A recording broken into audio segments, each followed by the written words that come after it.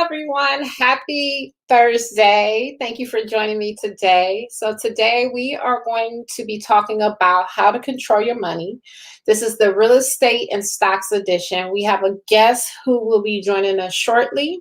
Her name is Star. The name of her company is Shebuildingher, and she does this for a living. She teaches people how to invest in stocks, save money, budget, everything that you can think of. So thank you for joining me today. Hey, Joe, thank you for joining me. Um, so I'm just waiting for her to pop in. So once she joins us, hey, Jasmine, thanks for joining today. We have a guest that's joining us, and she's going to be talking about stocks. Okay, hey.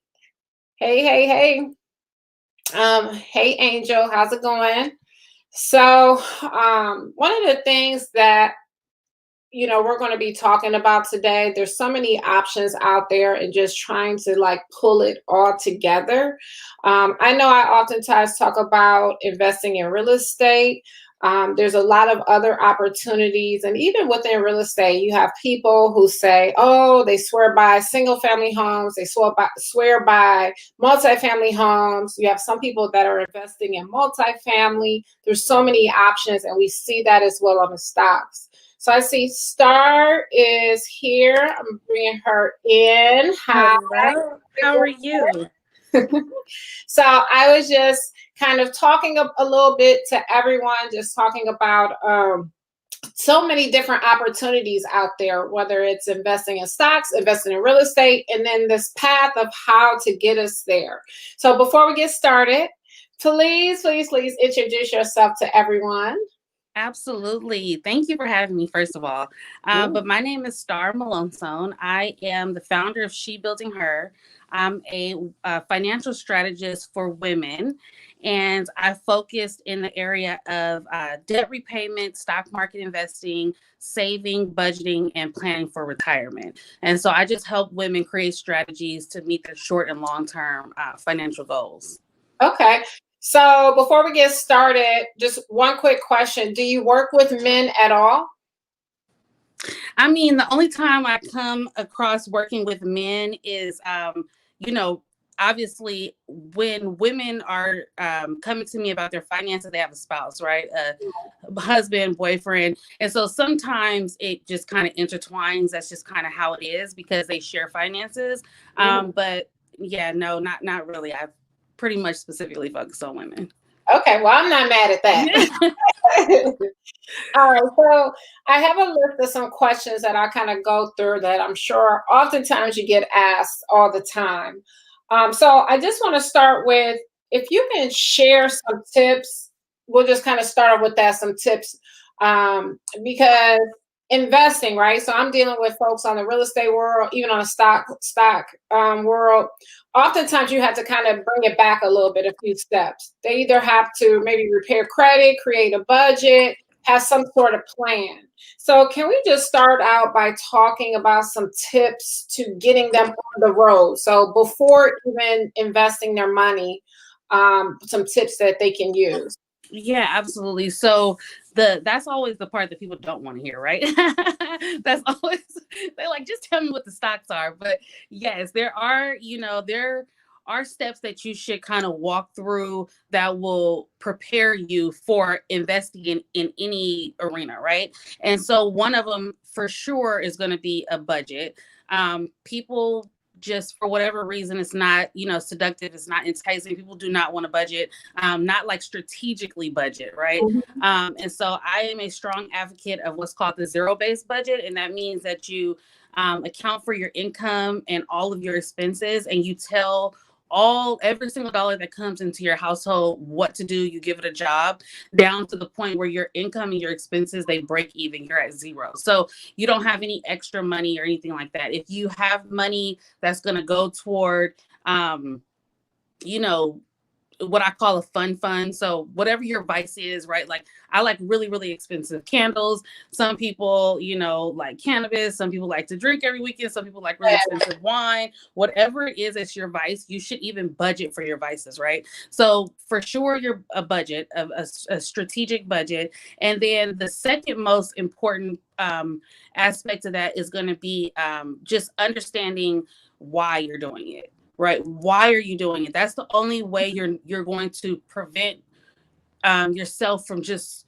running with the crowd. I tell people all the time, you are like assaulted by so much information every single day that people just run with the crowd. Oh, this person is investing in this, let me go do it. This person is doing this, let me do it, because you are searching for like that financial stability and things like that. But unless you understand your internal why you're doing it, okay, I'm doing it because I want to put money aside for retirement, or I want to put money aside to send my kids to school, or I want to put money aside, grow some money so that in 5 years, 6 years, I can invest in some more rental properties, or whatever the case is, you need to understand why you're doing it. And that'll give you, especially in the stock market, that'll help you understand like what you should buy, how long you should hold it, when you should sell it. Like it'll determine everything if you just understand why you're doing it in the first place. Okay. Is there any tools that they should use to help budget, or creating that spending plan, or tracking their spending? I know a lot of times people get a little overwhelmed with, so you want me to track every little penny, Yeah. can I skip some items? So, okay, that's a really great question because I hear this all the time. And so they're like, what about this app? What about this app? What about this app? Okay, this is my take on it. If you want to use some kind of app,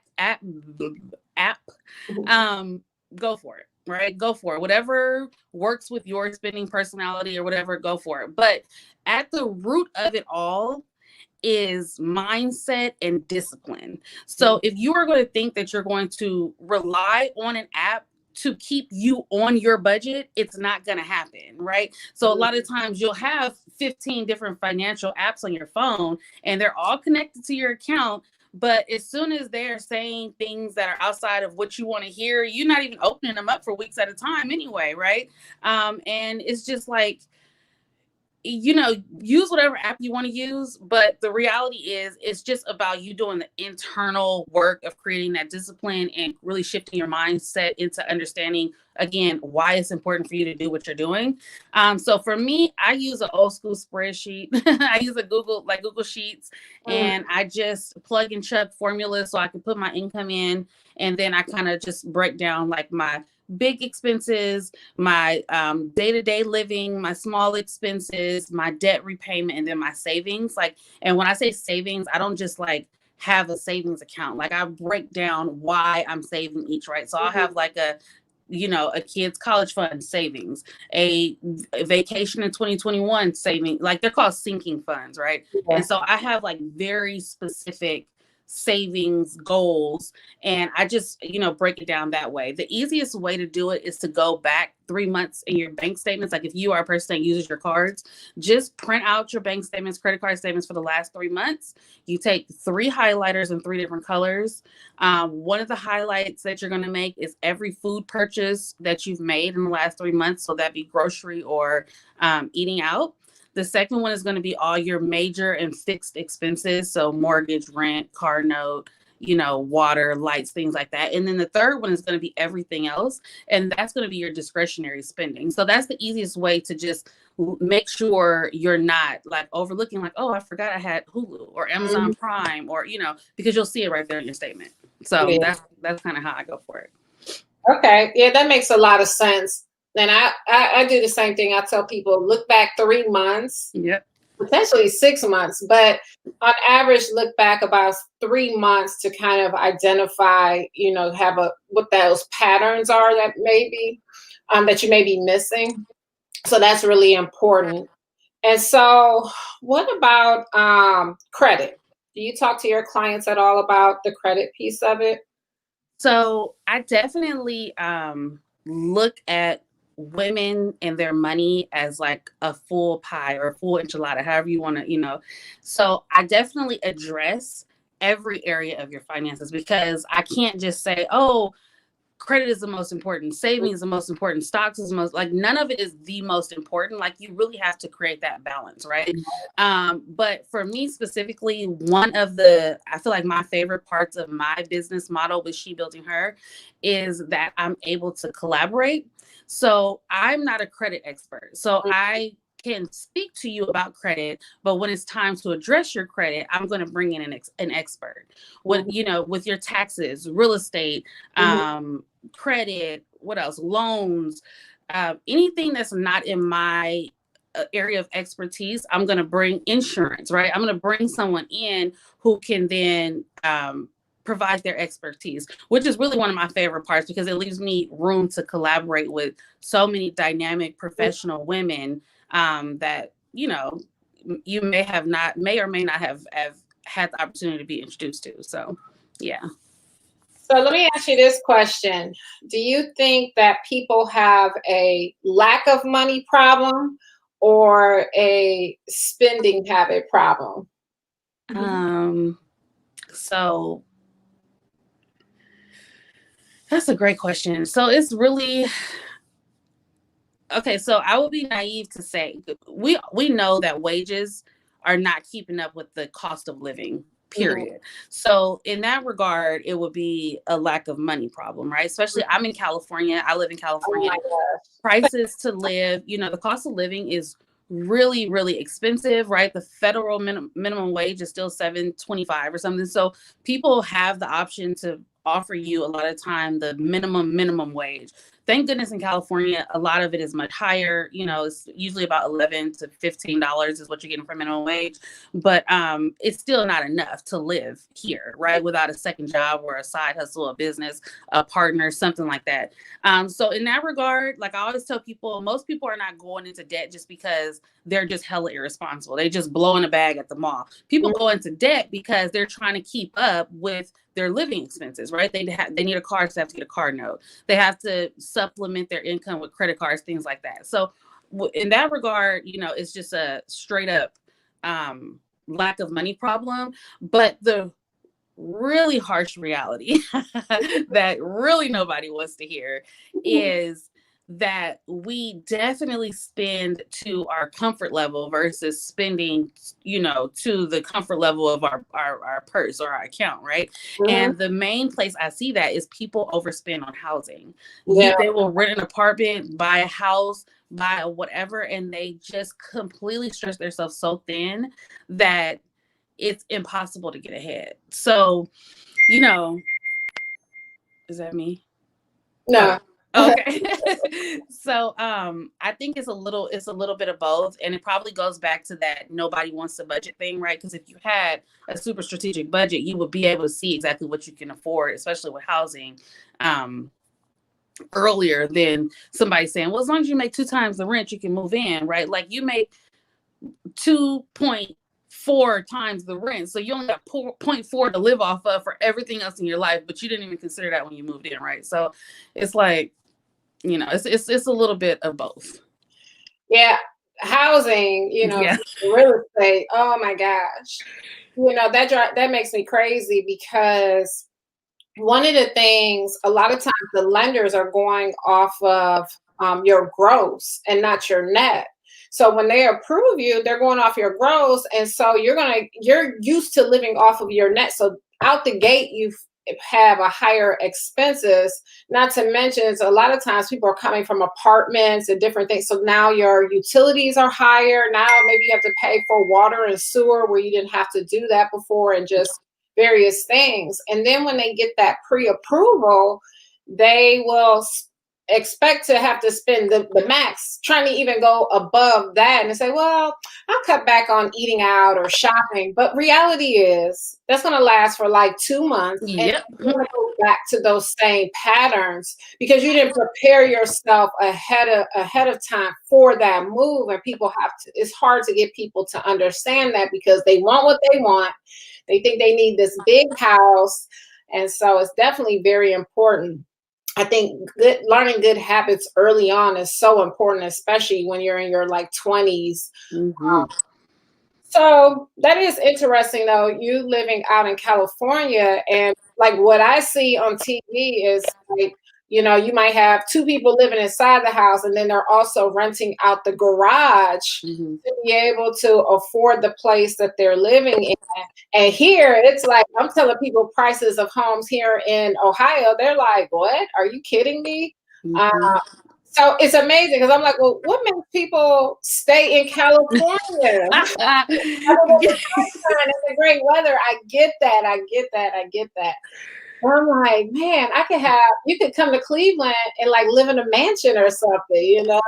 Yeah, so a lot of people that I started as far as real estate investing in Louisiana. I went to college in Louisiana, and it blew my mind the difference in housing costs from California to Louisiana. So we started in Louisiana, but a lot of people here, like even my dad, invest in like Cleveland, Detroit, things like that, right?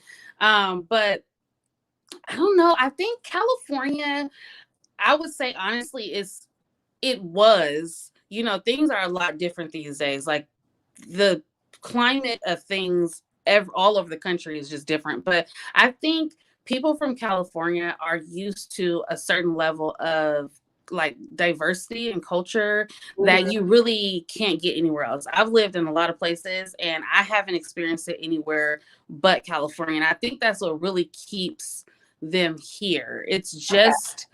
It's just like the I don't know, I guess you could say amenities or Right. but you know what I mean? It's just so many different levels. Like I can be like hella black here and experience almost every part of my blackness here. But then again, I can like tap into other cultures and experience different cultures and different, just different everything because it's just a melting pot. There's so many different types of people here. So I think that's what keeps people here, but it ain't worth it. I'm probably moving to Georgia. Like I was in Louisiana for 8 years. I moved back, been here for a few years. I'm from California, from the Bay Area, but I think my next move will probably be to Georgia within the next couple of years, honestly. Okay. Yeah, the amount I pay for my house, I'm like, girl, I'm telling my husband even like, babe, listen, Yeah. okay, we are not living our best life like we could be living our best life somewhere else. So, So I want to start talking about stocks, but before we talk about that, for someone who just it's out of control, they know they've overspent on their house, they're overspent on their car, they've done these things. How can they take the control back? Can you offer any tips on that? Well, specifically right now, right, is a great time to refinance. COVID-19 has really opened up the doors to a lot of relief that we would not have, experienced otherwise. Like if you were in a sticky financial situation before COVID kind of came around and put everybody in a sticky financial situation. And so now we get a lot of relief that we would not have otherwise had. So the option of refinancing or getting lower interest rates or different things like that is always an option. The other thing is obviously to do something like I feel like everyone should have a business. Even if you're in a 9 to 5, everyone needs to have a business. And I don't even call it a side hustle at this point because I feel like we've been conditioned to say side hustle to almost kind of like make what we're doing less valid than what we are doing, right? Because if other people call it a business, then it's a business, but ours is a side hustle. So for me, I feel like everybody should have a business. Um, and then things like the stock market, like people are quick to want to get another job, get another business, whatever, but they don't consider just straight up growing the money that you already have coming in. Like you already out of control. Your debt collectors have already been waiting on that money. Like just instead of spending it on what you've been spending on, like try to go ahead and pump some of it into a place that can grow it so that you can then take some of it out and then maybe cover some of these debts that you've let pile up on you. That's really it. That and then obviously creating a budget. Like a budget is number one. Create the budget, start that mindset shift to understanding, listen, I'm out of control. My finances are out of control. And then forgive yourself for it being out of control because like it is what it is. We're here now. And like just create a strategy to move forward. Like it's no sense in beating yourself up about it. Right. So if someone has an employer, they have a 401k with their employer. do you think that that's enough, or should they also invest directly into the stock market? Oh, honey, if you have a 401k, first of all, whatever your employer, if they offer a match, right, contribute up to the maximum matching point. That's the first thing. Secondly, outside of that 401k, you should definitely be investing in the stock market directly. You should have an IRA on the side, which is an individual retirement account. No, a 401k is not going to, you're not going to be able to sustain off of a 401k in retirement, period. Not comfortably. Yes. Okay, so the stock market is intimidating, but I will say this though. I will say I feel like definitely in the Black community, there's been somewhat of an awakening. I have seen like people like this light bulb is starting to go on. Like you said, understanding the importance of owning a business, the importance of investing in stocks, investing in real estate. So it's starting to come alive. I feel that as I'm going through like my social media accounts. But there's still so much information out there, and it's like where do you get started investing in stocks? So if someone has a budget of $500, is that too little to start looking at stocks, or should they figure something else out? I started investing with $25. Oh. And I started investing with $25 because I was scared. I didn't know what to expect. I thought it was like gambling, right? So I was just like, I can afford to lose $25, let me see what it does. And so, yeah, no, I started investing with $25. I'm going to tell you first thing first, the reason Black people, people of color, low income, middle class, even people feel so intimidated by the stock market is by design. Okay. That's not an accident. It's not just some thing, like some, ambiguous reason that people are, not, it doesn't feel welcoming. Because it's not welcome. It's they don't want to welcome you in. That's the reality of the situation. So they use this lingo, they use jargon, they use all of these fancy words to be like, you know what?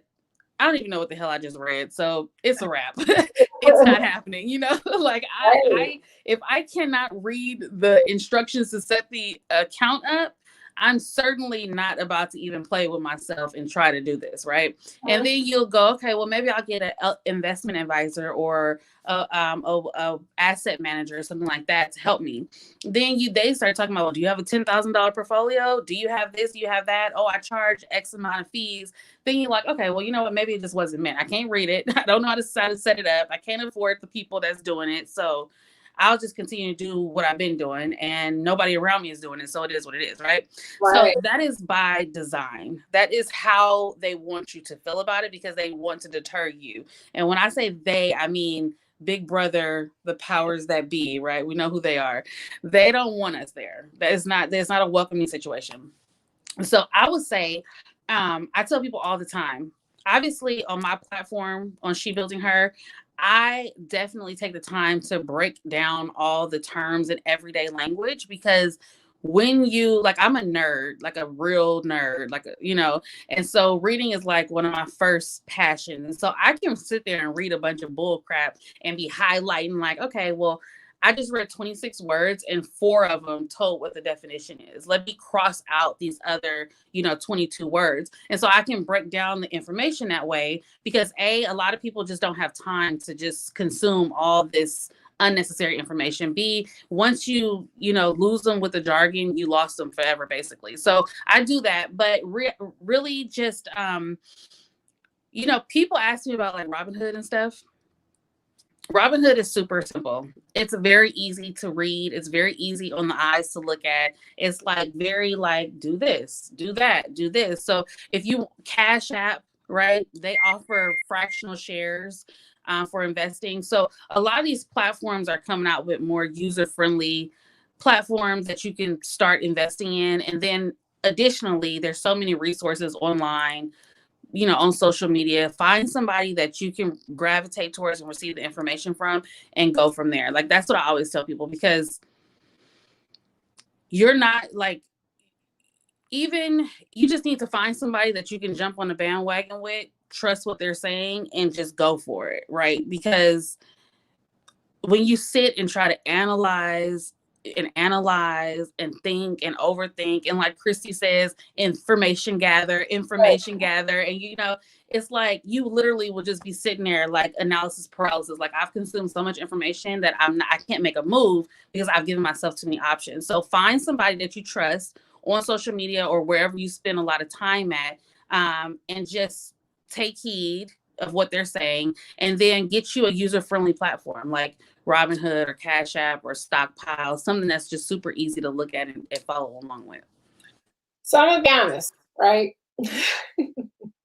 So my lane is real estate, right? And I am probably in up to over my head in real estate. You ask me anything in the area, I can let you know, right? Mm-hmm. Whereas that's probably how you Mm-hmm. are stocks. Mm-hmm. So for me, when I look at the stock market and what other people are doing, I'm like, I just don't have the time. Just tell me what I need to buy and let me move it. That's all I want. Like, seriously.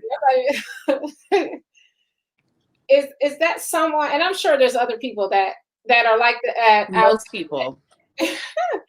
And so if there was a club, just let me join the club. And if in there, I'll scan down. If you say, oh, buy this, I'll go buy that. But for me to do the research, what is this company? I'm just going to be stuck. I'm the person stuck with the money sitting in the account and nothing happens. Yep. Or I buy the stock and it just stays on that stock, But I would like to be a little bit more engaged. It's just I don't have the time necessarily. So the capacity. Someone like me, what can I do? Can I come into your community? And right. So let me tell you, so Shebuildingher is only about a year and a half old, right? So I started off just doing it for myself. I was in corporate America, so I'm trained as a mouthful biopharmaceutical microbiologist. So that is what I did for the majority of my career. And I was around all these people that was investing, blah, blah, blah. Then I started to realize that I needed to do it. It trickled down to me doing it for myself, this person, that person. Then it extended and it became this whole situation, which is Shebuildingher. And so I will tell you, in the beginning, I thought everybody was going to be just as excited about learning about everything stocks as I was, until I ran across you, like people just like women just like you. And it's like, it's not that I don't have the money to invest. It's not that I don't want to invest. I ain't got the damn time to be sitting up here learning all this information. And the other thing is, now, like a year and a half into it, I've kind of adjusted my business model, even because at first I was like, listen, no, you gonna learn. You need to learn, because I don't want you to be taken advantage of, right? So that's what happens. You go to these wealth and asset managers and you get taken advantage of left and right, and especially coming in as a woman of color. It is what it is, right? You're already a woman, that's a strike against you. They don't take you seriously. Then you're a woman of color, that's a strike against you. So they could just kind of take advantage of you in any way that you want, and any way that they want. And so initially I was like, no, you're going to learn. Like, I don't care. I'm not helping you. If you're not willing to learn something about this, I ain't got nothing to say to you. But it has, like you said, the more I get deep into stocks, I'm like, ain't nobody got time for this. I do it because this is my business, but a real estate professional, an insurance professional, a marketing professional, this professional, these women don't have time to be learning all this stuff. It just can't happen like that. So recently, actually on November 5th, I'm rolling out what's called the Star Report. And it comes out bi-monthly, and it literally gives you 3 tiers of stocks that I, think are the rock stars right now, right? It'll tell you what to buy, or if you already have it, what to sell. And it'll give you 3 tiers. One of them, if you're looking for income. One, if you're looking for retirement, like stuff to invest in specifically to make sure you have a nest egg for retirement. One tier that tells you exactly what to invest in if you're looking to generate income from the stock market, and then one of them that tells you specifically what to invest in if you're looking for a dividend stream of income out of the stock market. And then I'll have it's a little bonus in there that gives you like some trendy stocks, because people like trendy stocks for, whatever reason they like them. So I'll put them in there. But yeah, I definitely have this. My star report is rolling out on November 5th for that reason. Like, if you want to come back later and learn how to read these charts and blah, blah, blah, blah, you can do that, right? But for now, so that you're not growing your money in the meantime, here it is. Buy these, or, if you already bought these, sell them because they're going down, and buy somebody here, somebody here, somebody here, so that you're diversified and you can keep moving. So that's exactly what I just created. That's all I've been doing for like the last 3 months. Well, I'm happy to hear. I would love to gain access to the star report. It's kind of like, I have a fitness instructor, right? So, okay, he's like, you need to do this, this, and this, and this. You need to do this. And I try my best to do that, but it's like, whoa, you do this all day long. You love to do this. That's your primary focus. I actually understand and learn the game. You become the instructor, and that's how you stay fit, because you just become the instructor, right? And you work out so much, you just burn the calories. That's the game right there. But the instructor, he's so involved because that's his passion. So because it's his passion, he feels that everyone, you should eat like this, you should do like this, because yes, we understand the importance, but people like me are social. We meet clients. We're always at the party. So it's very hard. So same thing on the stock side. It's like, okay, I know I should be doing this a lot more than I should. And like Jasmine here, she said it becomes so overwhelming with information and terminology. And I agree. It's like, okay, I mean, I know something, but for me, okay, I feel like I got to go study companies, figure out, okay, do I like this company? Well, I don't want to do all that. Yeah. So that's exactly. So I have this group. It's called PSIG, and it's a women's private stock investment group. And in that group, I teach them literally all the stuff that nobody really wants to learn about. But in there, I told myself from that group, what I am going to take out is that initial, like this, just these initial steps that I would like you to do, which is you got to open up the accounts, right? Set a couple of alerts just to make sure you're tracking your own investment. I just don't want anybody to be super blind. Like, even though I am not going to lead you wrong, right? But I still need you to be able to explain it to your kids, to your sister, to your mom, to your best friend, because each one teach one, right? We got a lot of work to do as a community. And so I just cannot let you just be completely blind. Like, you have to be able to at least, say something to somebody to get them intrigued about doing it too. Because like, who wants to be, I have this running joke, like, who wants to be the only balling ass Black girl in the room? Nobody, right? Like, we all got to kind of come up together. So in that regard, I do need you to, like, it got to be a little bit more than just blindly going to buy it. But overall, like, yes, I understand. No one has time for it. You want to grow your money. Here's the information that you're actually looking for. Like, I'm not even going, there's not going to be any fluff to it. Just here it is. Do what you got to do. And when you're ready to learn more, just come back. Baby steps. Yes, spoon feed me. Yes, exactly. So Judy says, how do you get access to your star report when it's available? So first of all, go follow me on Instagram at Shebuildingher_CA. And if you go to the link in my bio and join the Prosperity Tribe, you'll be on my email list. I'm going to roll it out to my email list first, right? Because I have, like, in the last year, I probably have I do have a lot of women who's asked for this particular kind of information. So I'm just going to roll it out to my email list first. And then after that, I'll start presenting it on different social platforms and put it on my website, things like that. But yeah, so just go to my Instagram, will be the easiest way. And then you can sign up for my email list and you'll get the information and the opportunity to subscribe to it, because it comes out, like I said, every 2 months. And I think that's like a thing too, because once a month sounds like, of course, that's not too much. Once a month, go in and buy some stocks, but even once a month can get overwhelming, you Mm-hmm. know? So I think like every 2 months would be good, because that'll just kind of keep your foot in the door, you know, keep you engaged, but not, you know, just overwhelmed. So just join my email list and you'll get the email. Perfect, perfect. Well, thank you so much for joining us and give us information. I feel like I need you back here like every couple months, maybe a report to start, you know, get the ball rolling and, you know, helping some ladies out here.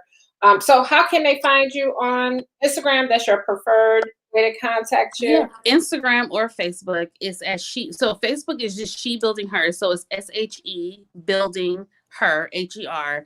Instagram is the same, but at the end of it, it's an underscore CA as in California. I set up my She Building Her Instagram like a year before I got on Instagram. So my original handle, She Building Her, is like on a page that I own that I can't access, so it sucks.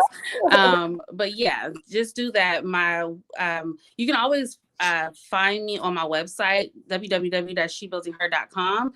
Right now, it's not going to be up for another couple days because I just got it revamped. So shebuildingher.com, you can always find me there. You can email me star@shebuildingher.com. Yeah, so any of those ways, I'm pretty active, you know, when it comes to responding and things like that. So absolutely. And if I could just give you a little tip, as far as if you are brand new to investing, right?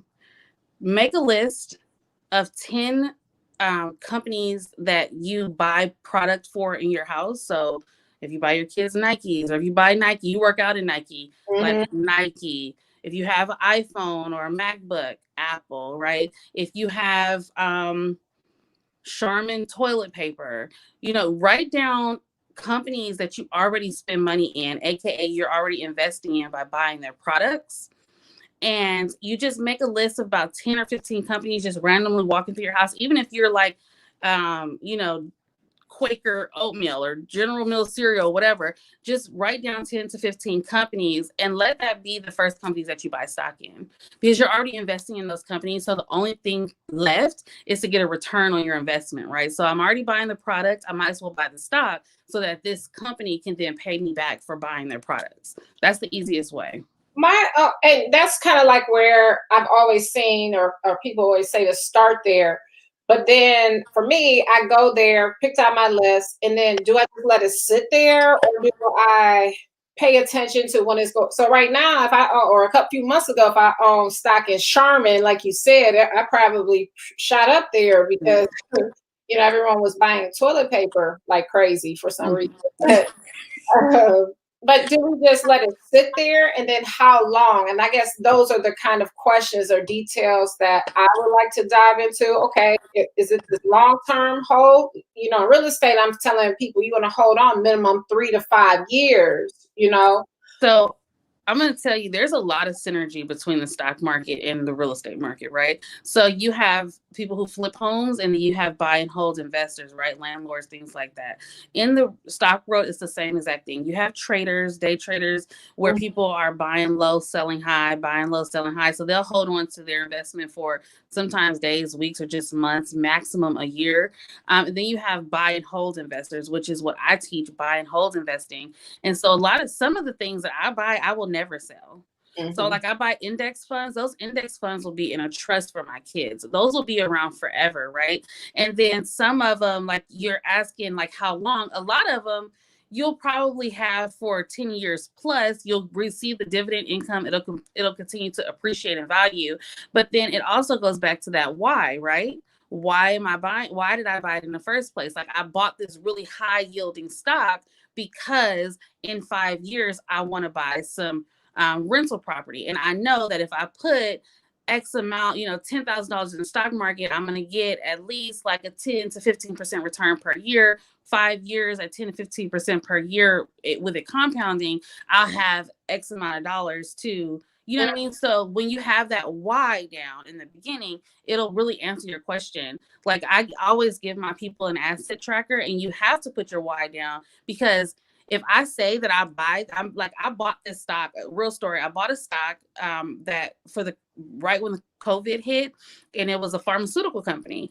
I'm like, I'm buying this. I bought it at $13, right? I'm like, usually I'm a buy and hold kind of person. I'll hold it for the long run. But I'm Mhm. like, if this happens to hit like $200, I'm buying it at 13. If it hits $200, I'm selling it. Right. Mhm. I'm selling all my shares, or at least most of my shares. It hit 200, it hit 206. Oh, wow. Right. And it hit 206 within months because COVID still ain't even done. Right. This was in March that I bought it. I just sold it because I'm like, okay, I'm a buy and hold. If it would have taken 3 years to hit $200, I would have sold it in 3 years. But it took 4 months to hit 200. So I sold it all at at my price point. I bought this because I wanted it to hit $200. It hit it, so I sold it. You see what I'm saying? Did that make you want to start day trading at that point?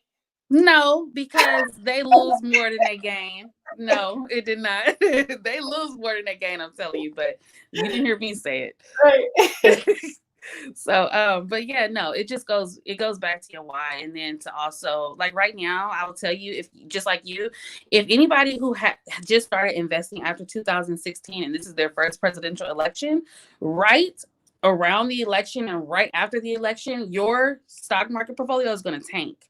Right, it is going to completely just tank. Right, don't go selling all. Don't see a day trader will go and sell all their stuff off because they can't have their risk tolerance is not high enough to be able to sustain that loss for any amount of time. If you are buying and holding and you're an investor, don't go sell off your shares. Please don't, because it will recover and it'll recover very quickly, but that's normal during an election year. Like the stock market does that during election years. So that's another tip. If you have current stock, I know, like for me, like I break out in sweats. I'd be like, you just lost 50%. That's a lot of money, but it will recover. Like it'll recover like this. Don't run and be scared. It's fine. It'll be fine. Okay. Well, thank you so much for sharing with us today. Definitely appreciate it. If you could stay on for 1 second too. So thank you guys for joining us. I hope you found this information very useful. So if you're not already, please go follow Star over on Instagram, or you can find her her page over on Facebook as well. Provides you with a lot of great information. I follow her Instagram. She always providing great information on there. So I definitely wanted to have this interview with her to share with you guys. And if you're not already, make sure you like or share on my page as well. So thank you guys, and we will see you next time. Thank you for having me.